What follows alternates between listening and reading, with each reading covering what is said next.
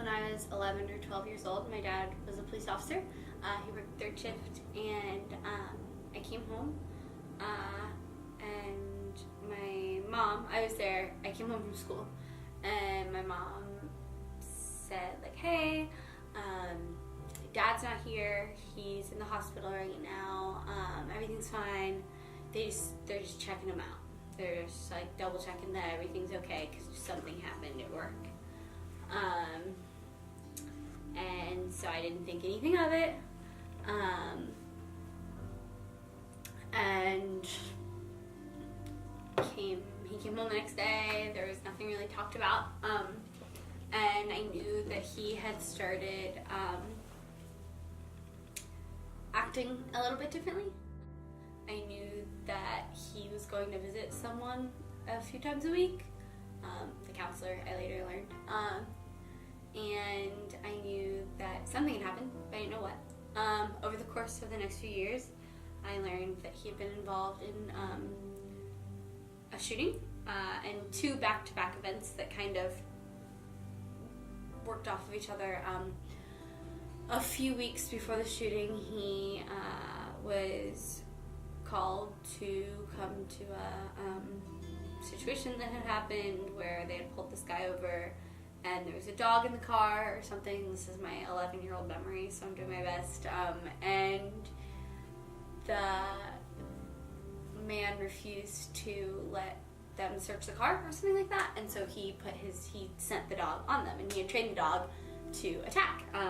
So they called my dad for backup, and the dog started like lunging at my dad's throat and trying to bite him, and he bit his shoulder and bit pretty close to his neck. And so my dad told him several times, like, you have to call for your dog, or I'm gonna have to shoot him. You're gonna have to call for the dog, I'm gonna have to shoot him, blah blah blah blah blah. And he had to shoot him, and it was really hard for my dad because we have a dog at home, and his name's Radar, and I'm pretty sure like Radar is above me in the will. Like, if Tim dies, that dog gets more than I do. Like, he loves him so much. And so it was really hard for him. And then a few weeks later, the shooting happened. Corey, what's his name?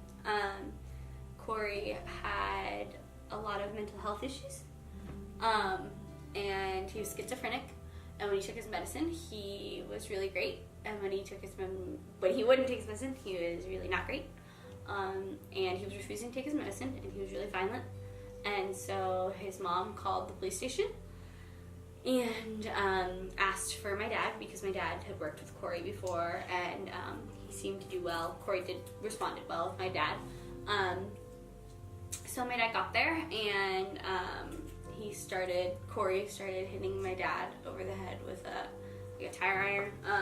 And my dad he was just getting attacked. Corey's a really big guy and was really angry. And so my dad had to shoot Corey in the leg. Corey was fine. I mean, not fine, but like, it wasn't a deathly thing. But it was really hard for my dad. Afterwards, he was diagnosed with PTSD, anxiety, and depression later on from PTSD. And the police station basically said, take some time, get your life together, like, you know, do your thing. So he went to therapy, he got himself figured out, and he came back and he said, I'm ready to work. But he worked in Yellow Springs. And if you've ever been to Yellow Springs, it's a hippie town, and that's coming from like somebody who loves Yellow Springs a lot. And so in normal scenarios where like the cop gets sided with most of the time, Yellow Springs, it's the opposite. And so the headlines the following weeks were brutal cop shoots dog, followed by brutal cop that shot dog shoots special needs man. And so they couldn't take him back, and they laid him off. And now he works as a special ed aide in a classroom, in a kindergarten preschool classroom, which is really cool. And it shows his heart. But after the shooting, my dad, with his anxiety and his OCD and his PTSD, it became hard to have people over and to want to socialize and not be anxious. And so he withdrew a lot in social situations, and she didn't understand it. She was angry at him, and so they fought all the time because she thought like she had lost him and who he was. Now, like, I knew there was so much more, like, that I could have done if I wasn't 11, because, like, looking at his behaviors, you, like, very clearly can be like, oh, like, that wasn't him being angry that my mother-in-law was there. That was him having a panic attack because he didn't know about the social situation going on.